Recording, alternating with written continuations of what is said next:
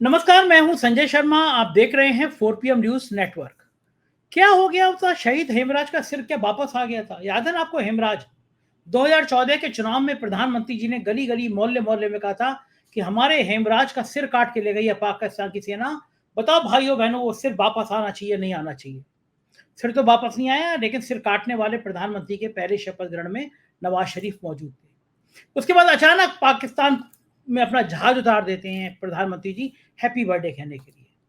Operation सिंदूर होता है तो बिहार में आके बड़े डायलॉग बोलते हैं, मेरी रगों में खून नहीं सिंदूर बह रहा है, हम सबक सिखा देंगे, पाकिस्तान को बर्बाद कर देंगे, तबाह कर देंगे। और फिर कल उस पाकिस्तान के साथ मैच होता है, दुबई में होता है। भाई तुम्हारे हम नहीं खेलेंगे, हम तुम्हारे नहीं खेलेंगे, दुबई में खेलेंगे, क्योंकि मामला पैसे का है, मामला अमित शाह जी के बेटे से जुड़ा है, क्रिकेट से जुड़ा है। पूरे देश में गुस्से की लहर है। भारतीय जनता पार्टी के नेता तक कह रहे हैं बायकॉट करेंगे, मैच नहीं देखेंगे।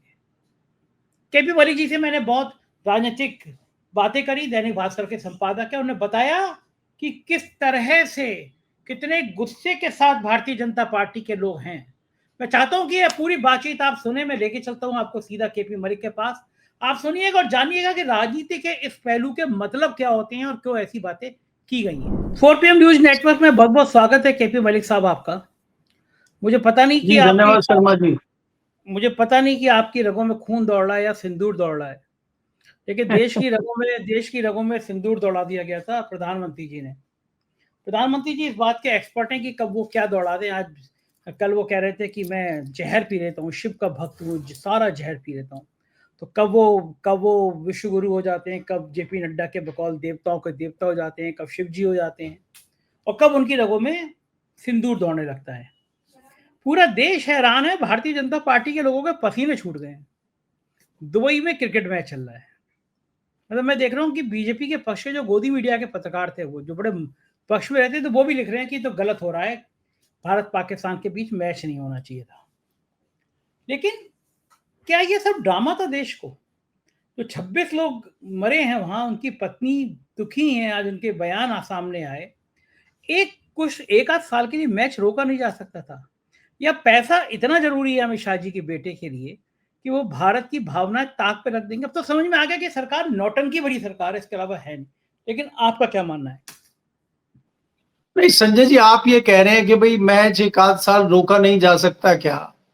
मैच के कर्ता धर्ता कौन है ये नहीं पता आपको? और वो जो 26 परिवार हैं, कीड़े मकोड़े हैं, मारे गए, मरते रहते हैं लोग। कोई खाली वो 26 परिवार के लोग ही मरे क्या? उसके अलावा भी लोग मरे, उससे पहले भी पुलवामा में लोग मरे थे। तो पुलवामा की कोई रिपोर्ट आई है? कोई जांच हुई है? कुछ पता चला है? ये जो आप पहलगांव में हुआ था, जो 26 लोग मारे गए थे, इनके जो दोषी हैं वो कहाँ हैं? आज तक कुछ पता चला है? तो ये कोई बड़ा मैटर नहीं होता है। देखिए, सिंदूर तो दौड़ रहा है रगों में, और वो सिंदूर दौड़ते दौड़ते मणिपुर भी पहुंच गया। और मणिपुर में भी आपने देखा कि आपको 50 बच्चे स्कूल के मिले और उनको जो है तिरंगा फहरा दिया गया। हमारी तो वहां किसी एकाध पत्रकार से बात हुई, और वहां आपको संजय जी हैरानी की बात आपको बता दूं, परसों प्रेस क्लब में एक सरदार जी मिले और वो खड़े होकर नमस्कार उन्होंने मुझे किया। तो मैंने, जो मेरे दोस्त के साथ वो आए थे खाना खाने, मैंने पूछा भैया क्या हुआ? बोला सर मैं आपका बहुत बड़ा फैन हूं। संजय शर्मा जी जो आपको सवाल पूछते हैं वो क्या उकसा देते हैं इसलिए आप बोलते हैं या खुद ही बोलते हैं? मैं कहा नहीं नहीं, वो इंजेक्शन लगाते हैं फिर वो मेरा रिएक्शन आता है। तो उन्होंने कहा मैं बहुत बड़ा फैन हूं और मैं मणिपुर में रहता हूं। अरे मैंने कहा सरदार और मणिपुर? बोला हाँ, हम लोग म्यांमार से शिफ्ट हुए थे जब देश का बंटवारा हुआ 47 में, तब से हम मणिपुर में रहते हैं, हमारा वहीं पे बिजनेस है और हम मेडिकल का बिजनेस करते हैं। तो लगातार लोग देख रहे हैं। और उन्होंने सवाल उठाया कि देखिए प्रधानमंत्री जी अब जा रहे हैं, और उसके जो विचार थे उसने कहा कि देखिए एक रेल का उद्घाटन करने वो आ रहे हैं, वो तो मंत्री भी कर देता, वो तो उनका वहां बाकी दूसरे मंत्री कर देते, लोग कर देते। ये प्रधानमंत्री जी ऐसे मौकों भी नहीं छोड़ रहे हैं, और बाकी जब इनकी जरूरत थी मणिपुर में तब इनको मणिपुर की याद नहीं आई। तो इस तरह के सवाल जो है जनता उठा रही। आज वो 26 परिवार सवाल पूछ रहे हैं कि क्या क्रिकेट बहुत जरूरी है? आपने तो कहा था कि ऐसे दो दो संबंध, दो मुहे संबंध नहीं चल सकते। एक तरफ आप हमारे लोगों को मारें, दूसरा आप व्यापार करें, दूसरा आपको याद होगा वो जो, मुझे नाम तो उसका ध्यान नहीं है, दोसांझ या क्या है, कलाकार है पंजाब का, और कोई हीरोइन उसके साथ थी वो पाकिस्तान की, और उसका क्या हाल इन लोगों ने किया था। मतलब वो नहीं खेल सक मतलब वो फिल्मों में काम नहीं कर सकते, और वो देशद्रोही है, उन्होंने एक हीरोइन के साथ काम किया पाकिस्तान के। लेकिन मैच हो सकता है, क्योंकि मैच में तो माल आ रहा है, और माल लेने वाले कौन है? सर्वज्ञ ज्ञानी विद्वान क्रिकेट के जो अपना पूरा जीवन क्रिकेट में लगाने वाले, उनको क्रिकेट की भी जानकारी है, हिंदी अंग्रेजी की तो उनको कितनी अच्छी जानकारी है, कई बार आपने खुद देखा होगा, क्रिकेट की बारीकियां उनको पता है। तो भाई उनका मामला था ना, तो इस पर जो सवाल उठा रहे हैं लोग, ये बेईमानी है। मुझे लगता है इस पर सवाल नहीं उठाना चाहिए, ये राष्ट्रहित में है। और अगर आप इस तरह की बात करेंगे तो आप पर फिर चार्ज लग जाएगा देशद्रोही का। आप मानते तो है नहीं, आप लगवाते हैं और हमसे भी बुलवाते हैं आप। तो दूसरी चीज ये है कि आज आप कई सवाल ये भी उठा रहे हैं कि भाई बिहार में जिस प्रकार से चल रहा है, बिहार में आपकी सारी चीजें फेल हो गई। जब आपकी सारी चीजें फेल हो गई हैं, बिहार में आपका माँ का मुद्दा भी फेल हो गया है, तो अब वहां इंजेक्शन कुछ मिल नहीं रहा लगाने के लिए। अब क्या हुआ, फिर एफआईआर कर रहे हैं कुछ लोगों के ऊपर। आप संजय जी ये देखिए कि कल नड्डा जी को भारतीय जनता पार्टी के ऑफिस से पिछले गेट से भागना पड़ा। 7,500 युवा छात्र और कर्मचारी जो धरना दे रहे हैं, उन्होंने घेर लिया। आप ये बताइए, नड्डा जी की हिम्मत इतनी नहीं हुई छात्रों से पूछने की, भाई बताइए क्या दिक्कत है। मैं सत्ताधारी दल का, हमारा भी इसमें सहयोग है, हमारी मिलीजुली सरकार है। आप मुझे बताइए, मैं सीएम से बात करूंगा, मैं प्रधानमंत्री जी से बात करूंगा, आप अपनी समस्या हमें बताइए। क्या अगर वो समस्या सुन लेते, क्या दिक्कत थी उनको? चोर की तरह वो क्यों भागे? क्योंकि उनको अंदाजा है कि कहीं कुछ और ना हो जाए, और वो फिर भागे, और गेस्ट हाउस में उन्होंने छुप के मीटिंग करी और चुपचाप वहां से दिल्ली भागे। तो अगर इस तरह की परिस्थितियां ग्राउंड पे हो रही हैं, आप चाहे आसाम ले लीजिए, बिहार ले लीजिए, आपका उत्तर प्रदेश में आपने कुछ दिन पहले देखा, तमाम जगहों पे इस तरह के आंदोलन हो रहे हैं। आप बताइए ना, आप तो कह रहे थे कि भाई हम हर साल 2 करोड़ रोजगार देंगे, आप तो कह रहे थे हम जो है एजुकेशन को लेके आएंगे। संजय जी, मेरा सवाल है, जितने मंत्री हैं, क्या आप बता सकते हैं शिक्षा मंत्री जी ने पिछले 2 महीने में, 4 महीने में कोई ऐसी प्रेस कॉन्फ्रेंस की हो कि भाई हमने शिक्षा में ये चीजें कर ली हैं, इतनी यूनिवर्सिटी बन गई हैं, इतने कोर्स आ गए हैं, हम इसमें तब्दीली कर रहे हैं, हम ये बना रहे हैं? कोई करा है आज तक शिक्षा मंत्री ने? शिक्षा मंत्री जी राजनीति कर रहे हैं उड़ीसा की, कि उड़ीसा में कैसे सीएम हटे और हमारा नंबर सीएम में आए। आप दूसरे किसी मंत्री को ले लीजिए, आप पेट्रोलियम मंत्री ने आज तक बताया कि हम ये कोशिश कर रहे हैं कि पेट्रोलियम के रेट सस्ते हों, डीजल के रेट सस्ते हों, किसानों को सस्ते मिलें, और हम जो है एथेनॉल मिला रहे हैं, उसमें एथेनॉल हम इसलिए मिला रहे हैं ताकि इसके मिलने से पेट्रोल सस्ता हो जाएगा। पेट्रोल में एथेनॉल मिला रहे हैं ये, और आरोप लगा रहे हैं गडकरी पे, क्योंकि गडकरी को पेलना है इनको, कहीं गडकरी ऐसा ना हो इनके सिर पे बैठ जाए। तो ये तो चीजें जनता को धीरे धीरे समझ में आ रही हैं, और ये बहुत बड़ा सेंसिटिव इशू है जिस तरह से पहलगांव में हुआ। और वो जो 26 परिवार हैं, और उसमें जो मेन जो मारे गए थे, उनकी पत्नी का तो बयान आप विभिन्न चैनलों पे देख रहे हैं, जिस प्रकार से वो खुद आते हैं, वो खुद भी कह रही हैं कि भाई ये तो एक दो मुही बात हो गई, और आपका दोहरा चरित्र हो गया कि एक तरफ आप इस तरह की बात करते हैं, मतलब आप व्यापार बंद कर देंगे, पानी बंद कर देंगे, ऑपरेशन सिंदूर चलाएंगे, और अगले दिन क्रिकेट खेलने चले। तो ये मजाक नहीं लग रहा कहीं ना कहीं? जी बिल्कुल ठीक बात है, ये मजाक ही है। और मेरी समझ में ये नहीं आ रहा कि प्रधानमंत्री जी डर क्यों गए हैं। 2.5 साल से मणिपुर नहीं गए। बिहार के चुनाव में लोगों ने मुद्दा उठाया कि प्रधानमंत्री को पूरी दुनिया घूमने की फुर्सत है, मणिपुर जाने की फुर्सत नहीं है। तो प्रधानमंत्री जी मणिपुर पहुंच गए। 2.5 साल में केपी मलिक साहब, दर्जनों लोगों की, सैकड़ों लोगों की हत्याएं हुई, दर्जनों महिलाओं से बलात्कार किया गया। आजाद भारत में कभी ऐसा नहीं हुआ कि बड़ी संख्या में महिलाओं को नग्न करके जुलूस निकाला गया हो। तब भी वहां राष्ट्रपति शासन बहुत समय बाद लगा। वहां के चीफ जस्टिस थे, उन्होंने मुझसे कहा, इंटरव्यू में कहा सिद्धार्थ जी ने, कि मैं चीफ जस्टिस था, मेरे घर के बाहर आधे घंटे तक गोलियां चल रही थी। जिस राज्य में यह हाल हो, वहां प्रधानमंत्री 2.5 साल तक देखने ना जाए, और अचानक जब बिहार का चुनाव आ जाए तो उनको याद आया कि मणिपुर भी जाना है। ये डर किस बात का? नहीं, देखिए, प्रधानमंत्री जी के पास मणिपुर जाने का समय इसलिए नहीं था कि वहां इलेक्शन तो था नहीं, भारतीय जनता पार्टी की सरकार है। अब ये कई चैनल, आप जैसे चैनल या बाकी लोग जो है प्रोपेगेंडा खड़ा करते रहते हैं मणिपुर को। मणिपुर में कोई इतनी बड़ी घटनाएं हुई नहीं है कि प्रधानमंत्री को जाना पड़े। प्रधानमंत्री जी जाते हैं भाई, प्रधानमंत्री जी आजकल बिहार की समस्या हल कर रहे हैं, प्रधानमंत्री जी टाइम टाइम पे बनारस जाते हैं, प्रधानमंत्री जी जाते हैं। प्रधानमंत्री जी इसलिए अभी मणिपुर गए हैं कि आपको ध्यान रखना चाहिए, अगले साल आसाम में चुनाव है, तो वो पड़ोसी राज्य है, वहां पे नॉर्थ ईस्ट को ठीक करना है, अभी नॉर्थ ईस्ट को पटाना है बिहार के बाद, अभी तो बिहार में चल रहा है। देखिए बिहार में तो प्रधानमंत्री हो भारतीय जनता पार्टी और नीतीश कुमार हो, तमाम लोग मान चुके हैं कि बिहार इनके हाथ से निकल गया है। जब इनके हाथ से निकल गया, इनको लग गया, तो इन्होंने अलग अलग प्रोपगेंडे चलाने शुरू किए। आपको पता है कि आज के अखबार में क्या हेडलाइन है कि तेजस्वी यादव ने कह दिया है कि हम तमाम सीटों पर अपने कैंडिडेट लड़ाएंगे और गठबंधन टूट गया है, कांग्रेस का और आरजेडी का गठबंधन टूट जाएगा। सारा मीडिया ये चला रहा है ताकि ये भ्रमित हो जाए, क्योंकि इनके हथियार वहां सारे खत्म हो गए। मैंने पिछली डिबेट में भी कहा था आपको कि अब मोदी जी के पास कुछ नहीं बचा है। जैसे वो रथ का पहिया अभिमन्यु खड़ा हो गया था, अब ये खाली लकड़ी का वो पहिया लेके खड़े हुए हैं, इनके पास कुछ करने को नहीं है। दूसरी बात ये आपको मानना पड़ेगा कि इनके जो अधिकारी हैं, इनके जो चाटुकार हैं, इनके जो गोदी मीडिया है, वो बहुत अच्छी तस्तरी में जो है न्यूज और बाकी चीजें इनको परोस के देते हैं। और ये बम बम है भाई, इनके कमरे में, इनके बंगले में, जहां ये जाते हैं वहां स्क्रीन पर चलता रहता है, हाय मोदी जिंदाबाद, मोदी हो मोदी, हाँ मोदी, मोदी मोदी चल रहा है। तो इनको तो लग रहा है, इसीलिए तो इनका दिमाग आ गया था कि मैं बायोलॉजिकल हूं, मैं तो भगवान हूं। अब थोड़े दिन में कहीं ऐसा कर दें घोषणा कि भाई मैं तो भगवान हूं, तो आप क्या करेंगे बताइए। तो इसलिए इनको इतना ये कर दिया गया कि इनको बाहरी दुनिया से बिल्कुल काट दिया गया है। और हमें ये लगता है संजय जी कि जब हम 12-13 में थे, 14 के शुरुआत में थे कि कांग्रेस इतना बड़ा घोटाला कर रही है और ये व्यक्ति इतना लच्छेदार भाषण दे रहा है, यार ये व्यक्ति कुछ करेगा।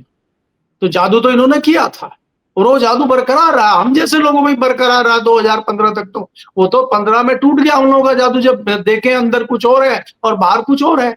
और अब तक तो बहुत सारे लोगों का टूट चुका है, लेकिन इनको घेर लिया उन्होंने, इनका नहीं टूटा। इनके पास कुछ खबरें जा नहीं रही, जहां कुछ नेगेटिव होता दिखता है उसको रोकने की कोशिश की जा सकती है, जैसे आरएसएस में की गई। अब आरएसएस से इन्होंने समझौता कर लिया है कि आप मुझे निराला कहिए, मैं आपको पंत कह रहा हूं। अब भागवत जी का इतना अच्छा आर्टिकल लिखा है ना, अब भागवत जी लिखेंगे आर्टिकल 2 दिन बाद। 2017 में यशस्वी प्रधानमंत्री, देश के 100 साल के इतिहास में इतना अच्छा प्रधानमंत्री, इतना बढ़िया प्रबंधक हिंदुस्तान को नहीं मिला जितने मोदी जी मिले। और तमाम कसीदे उसमें काटे जाएंगे और तमाम अखबारों में छपेगा, Times of India, Indian Express में। तो उसमें हम और आप क्या करेंगे बताइए। तो जब दोनों लोग खुश हैं और ये अपने लोगों को बना लेंगे, वो किसी अपने आदमी को बना लेंगे, और बम बम ऐसा चलता रहेगा और हम और आप ऐसे बोलते रहेंगे। बिल्कुल ठीक है, क्योंकि एक कहा जाता है तू मेरी पीठ खुजा मैं तेरी पीठ खुजाऊं। और एक बड़ा बढ़िया किस्सा बताता हूं मैं आपको। मैं प्रधानमंत्री से इसको बिल्कुल नहीं जोड़ रहा, लेकिन एक गधा और एक ऊंट थे और दोनों कह रहे थे कि यार हमारी कोई तारीफ ही नहीं करता, हमारी कोई चर्चा नहीं करता। तो गधे ने ऊंट से कहा कि अहो रूपम, तुम्हारा रूप कितना सुंदर है। आप सोचो ऊंट कितना बेडोल होता है, लेकिन गधा उससे ऊंट से कह रहा है कितना सुंदर रूप है तुम्हारा। अब ऊंट को भी पलटे कुछ कह रहा था। ऊंट ने कहा अहो सौरम, तुम्हारा स्वर कितना अच्छा है गधे भैया, तुम कितना अच्छा, तू मेरी खुश ला मैं तेरी खुश लाऊंगा, तू मेरी तारीफ कर मैं तेरी तारीफ करूंगा। 17 तारीख आ रही है, आपको क्या लग रहा है कुछ भी होगा या कुछ नहीं होगा? पार्टी के सांसद को लगेगा कि अभी हेडमास्टर जी अभी हमारी क्लास और लगाएंगे, या पार्टी के अंदर जिस तरह असंतोष बढ़ रहा है वो असंतोष और बढ़ेगा? देखिए संजय जी, क्या अब राष्ट्रीय अध्यक्ष कोई बने, राष्ट्रीय अध्यक्ष संजय जोशी बने, राष्ट्रीय अध्यक्ष गडकरी बने, राष्ट्रीय अध्यक्ष को इनका प्यादा बने, उससे कोई बहुत फर्क पड़ने वाला है। क्योंकि मेरे जो सूत्र बता रहे हैं, मेरे पास जो खबरें हैं, उसका अंदाज आपको भी हो जाएगा कि इन्होंने ये कह दिया है कि अगर हम नहीं तो कोई नहीं, और हम रायता बिखेर देंगे। रायता बिखेरने का मतलब ये है कि भाई शाम दाम दंड भेद करके सत्ता लाए हम और प्रधानमंत्री बनाए फलाने को। क्यों भाई? तो हम तो नहीं बनने देंगे। तो आरएसएस जो है बैकफुट पे आ गई है। अब आरएसएस क्या करे, चाहे वो आरएसएस हो, चाहे भारतीय जनता पार्टी के अन्य लोग हों, चाहे इसी सोच के लोग हों, मुरली मनोहर जैसे लोग जो इनकी टांग खींच रहे हैं, इनको इनसे सवाल पूछ रहे हैं। वो अगर उनसे भी आप पूछते हैं मुरली मनोहर जोशी से कि भाई क्या आप चाहते हैं कि सरकार गिर जाए, और सरकार गिर जाए तो सरकार विपक्षी बन जाए, कांग्रेस की बन जाए, इंडिया गठबंधन की बन जाए, तो उस पर तो सब एक मत हो जाते, चाहे वो संघ हो चाहे वो भाजपा हो। तो फिर ये होता है कि भाई चलो जेलो इनको जब तक झेल सकते हैं। अब परिस्थितियां ये वो चाहते हैं कि 2029 तक किसी तरह इनको खींचा जाए। अगर खाली यहां संघ की चलती है, भाजपा के 10-20% जो संघ की मानसिकता के लोग हैं, उनकी चलती है, तो उनका कहना यह है किसी ऐसे व्यक्ति को प्रधानमंत्री बनाया जाए जिसकी मान्यता विपक्ष में भी हो और जिसको देश मान के चले कि भाई ठीक है, ये आए हैं कुछ करेंगे। तो वो इस तरह के व्यक्ति को बनाना चाहते हैं। उसमें गडकरी का भी नाम है, तो उससे कहीं ना कहीं घबरा रहे हैं, इसलिए वो तो बाद में होगा जो होगा आरएसएस का, पहले गडकरी को निपटा लो। जैसे आपने कहावत सुनाई, मैं भी एक कहावत सुना देता हूं आपको। जैसे हमारे क्षेत्र में पश्चिम उत्तर प्रदेश में गांव में कुछ जाट बैठे हुए तो हुक्का पी रहे थे वहां तालाब के किनारे। तो बोले यार ये इतना बड़ा तालाब खाली पड़ा है, अगर इसमें थोड़ा मिट्टी विट्टी डाल के गन्ने की फसल बोए तो साला 150 क्विंटल गन्ने तो इसमें वैसे ही हो जाएंगे फ्री फंड में। तो वही दूसरे ने कहा यार गन्ने तो हो जाएंगे, लेकिन सामने वो जो जुलाए रहते हैं वो गन्ने तोड़ेंगे फ्री में। तो बोला चलो पहले जुलाओं को निपटा लेते हैं। तो गन्ना कहीं है नहीं और वहां जुलाओं की पिटाई हो रही। बोलो साले गन्ने तोड़ो, और हमारे हम बता दे तो तोड़ोगे गन्ने? अरे बोला भैया कौन से गन्ने, गन्ना कहीं है नहीं, कुछ नहीं है। तो बात ये हो रही है कि अभी प्रधानमंत्री का खाली, प्रधानमंत्री में राष्ट्रीय अध्यक्ष में खाली गडकरी का नाम आया है और गडकरी को निपटाने का प्रोग्राम शुरू हो गया। अब आप हास्यास्पद देखिए कि गडकरी जो है और उनके बेटे जो है वो एथनॉल मिला रहे हैं, एथनॉल बना रहे हैं, एथनॉल में पैसा कमा रहे हैं। क्या एथनॉल की कंपनियां सिर्फ गडकरी के बेटों की है? मैं कोई ये कह के गडकरी को और उनके बेटे को क्लीन चिट नहीं दे रहा हूं, लेकिन मैं सवाल पूछ रहा हूं क्या उन्हीं की कंपनियां हैं? और दूसरा ये है कि क्या बिना पेट्रोलियम मिनिस्ट्री के इजाजत के एथनॉल मिलाया जा रहा है? तो इसमें वो नहीं है। दूसरा जो गाड़ियां आ रही हैं जिन पे आप एथनॉल की उसकी बात करते हैं, वो तो हैवी इंडस्ट्री के अंडर आता है। कौन सी गाड़ी बनेगी, क्या मापदंड होगा, तो बाकी कोई दोषी नहीं, ना वो हैवी इंडस्ट्री, ना उस हैवी इंडस्ट्री का सेक्रेटरी, ना वो पेट्रोलियम मिनिस्टर, ना पेट्रोलियम सेक्रेटरी, सिर्फ गडकरी दोषी है। गडकरी जी का सेक्रेटरी और एनएचआई का चेयरमैन भी दोषी नहीं है, गडकरी दोषी है, इसलिए इनको पेलो। क्यों पेलो? कि एजेंडा आपको पता है। तो इसलिए मैं कह रहा हूं कि इनका टारगेट जो है कहीं और है और दिखाना कुछ और चाहते हैं ये। और अब क्या हो रहा है संजय जी, ये बुरी तरह घिर चुके हैं। घिरने का मतलब ये है कि आज इनके पास कहने के लिए एक भी कोई ऐसी चीज नहीं है जिसको ये कह दें कि हमने इसमें सफलता हासिल करी है। देखिए विदेश नीति पर इनका क्या हाल हुआ। इनके तो जो सेक्रेटरी से मंत्री आपने बनाए थे वही गायब हो गए थे चाइना टॉक में।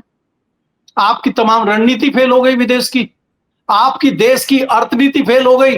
जिस तरह से आपको घेरा है आप ही के पार्टी के एक विद्वान पुराने नेता ने, मुरली मनोहर जोशी जी ने, तो आप उस पर भी निपट गए। तो आपकी एक नीति बताइए। आपने जो मंदिर बनाया था हिंदुओं का और हिंदुत्व की जो बात कर रहे थे वो भी रणनीति फेल हो गई, क्योंकि वहां पे तो सपा जीत गई। तो इसका मतलब वही पे तो आपकी सारी नीतियां रणनीतियां फेल हो गई हैं। अब आपके पास कुछ बचा ही नहीं, तो आप करेंगे क्या?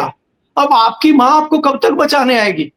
देखिए माँ किसी की भी हो, मुझे लगता है ये भी जो जिस तरह से किसी ने वो बनाई है, क्यों कर रहा है, माँ का अपमान नहीं होना चाहिए। आज वो इस दुनिया में भी नहीं है, माँ सबकी माँ होती है। एक तो ये गलत है, लेकिन आप बचे ही नहीं उससे, मतलब उससे भी नहीं बच रहे हैं।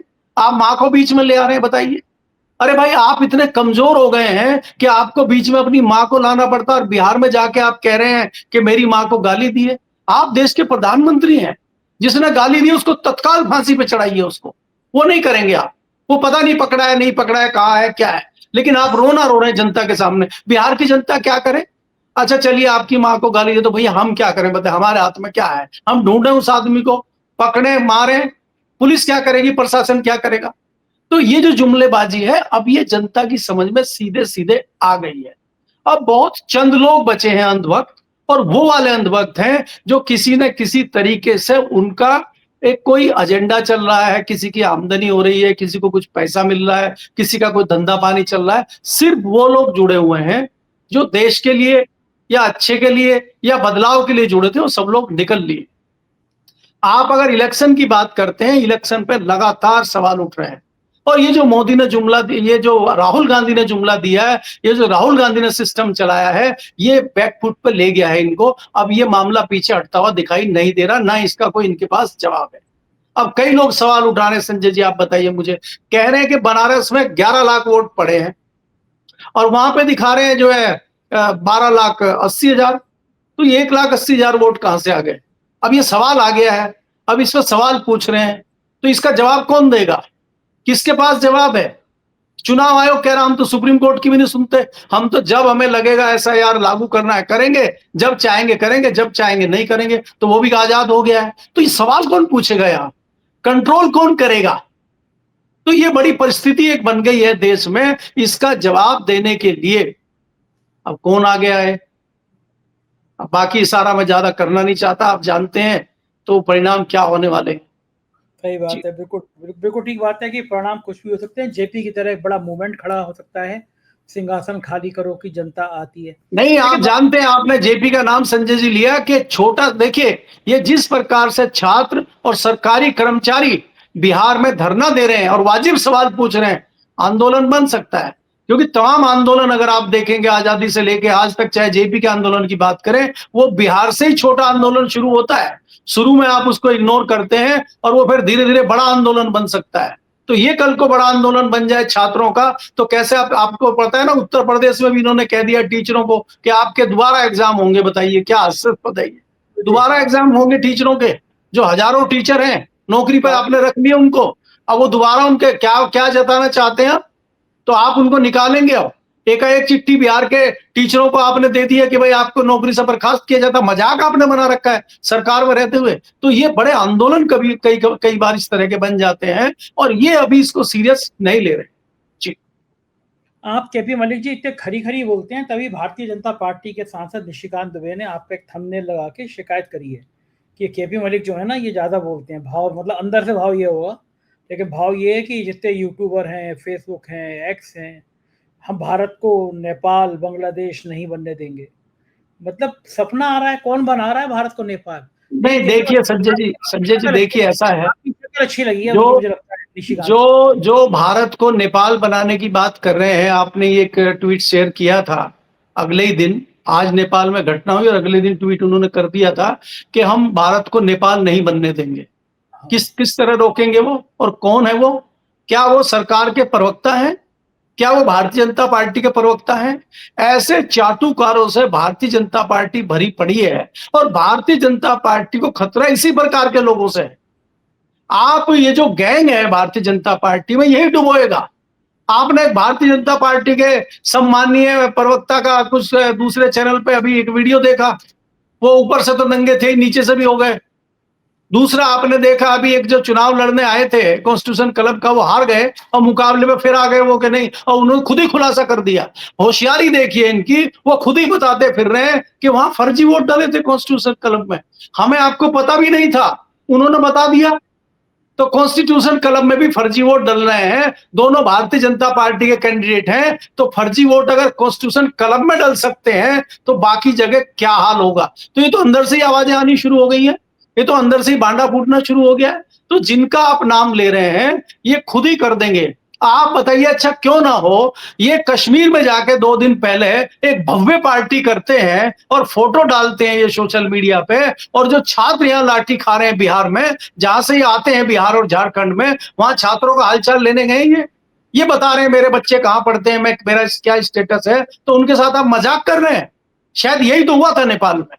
तो नेपाल अगर होता है तो उसके जिम्मेदार कौन होंगे? शायद आप भी होंगे। भाई संजय शर्मा की, केपी मलिक की वजह से तो होगा नहीं नेपाल, अगर होगा तो इनकी वजह से होगा।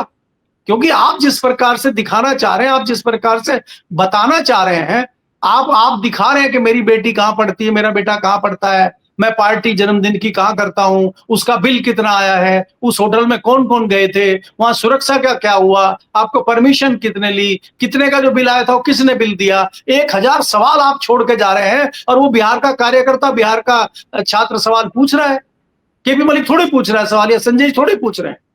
तो अगर इसकी कोई परिस्थिति बनती है तो इसके जिम्मेदार तो शर्म है, और वो अकेले नहीं है। ऐसा एक पूरा गैंग है भारतीय जनता पार्टी को डुबाने के लिए, जिनमें से कुछ का मैंने नाम लिया अभी। जी, बिल्कुल ठीक कह रहे हैं कि पूरा गैंग है जो भारतीय जनता पार्टी को डुबोने की तैयारी कर रहा है। बहुत बहुत शुक्रिया केपी मलिक साहब, आपने मुझे इतना समय दिया, बातचीत करी, बहुत बहुत आभार, थैंक यू। जी धन्यवाद। तो ये थे केपी मलिक जी, पूरी बातचीत आपने सुनी, मुझे यकीन है कि आपको पसंद आई होगी। चैनल को सब्सक्राइब करना और ज्वाइन करना ना भूलें। बहुत बहुत शुक्रिया, थैंक यू।